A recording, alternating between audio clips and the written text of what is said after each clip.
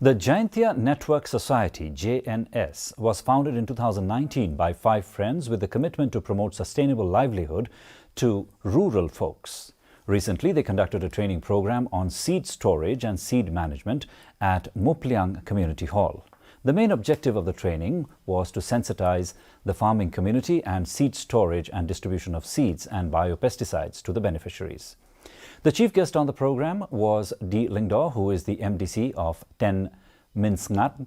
Lingdaw, in his keynote address, spoke about the importance of seed storage and organic farming.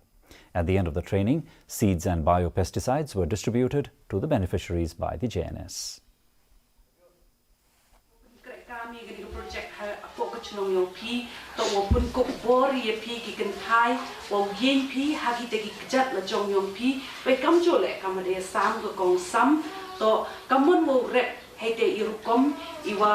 Like na kita ki dawai mo ki wa hako ye puchna ek de sbo le da ki tiar kita ki lane kita ki mar ki em pena po chnong yong phi hom kta ya ichai ikia yong ihi ki brule.